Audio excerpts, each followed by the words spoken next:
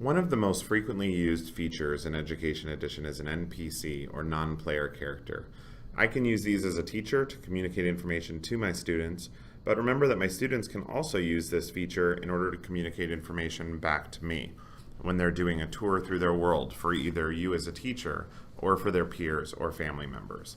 To get an NPC, I'm going to click the E button on my keyboard and go into my inventory.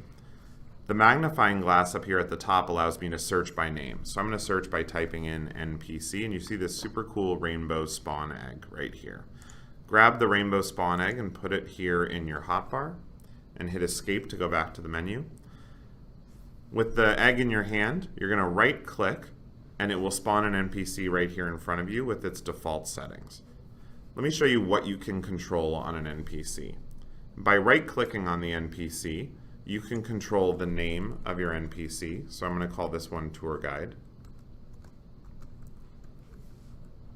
You can also control the dialogue that the NPC will say in kind of a thought bubble look and feel. You can do this by either pasting in information, so maybe you go to an article that you found on the internet, or you have other text you'd like to put there, and you can simply hit Control-V on your keyboard to paste this in, or you can start typing in whatever text you want for your students. Down here at the bottom, you can change the appearance of the NPC. So we have about 15 or 20 there to pick from. We have some science characters, and we have some more kind of traditional look and feel. I'm going to pick this guy right here. Down here at the bottom, we also have advanced settings.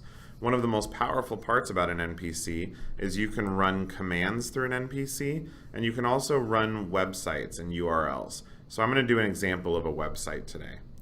By clicking the Add URL button, I can go up here to where it says URL, and again, I can either paste one in from the internet, or I can type one in for scratch.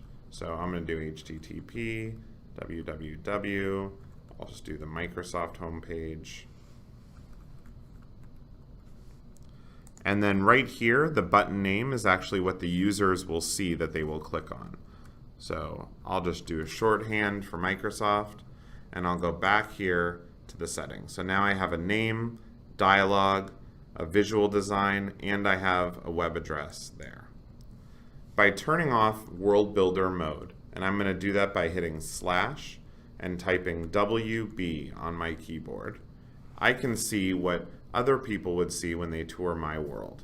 If I right click on this NPC, you can see he now has a name, tour guide, he has text example, he has a look and feel over here on the left, and there's a button down there that says MSFT, which will launch the Microsoft homepage. So imagine you can use these with your students to launch things like videos and articles and other websites that might be relevant to the learning that they're doing.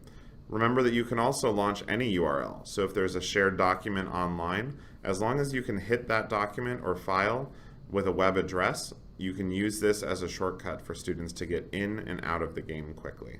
And as a student, I can place these around my world to show the work that I've done when I've completed my learning in Minecraft.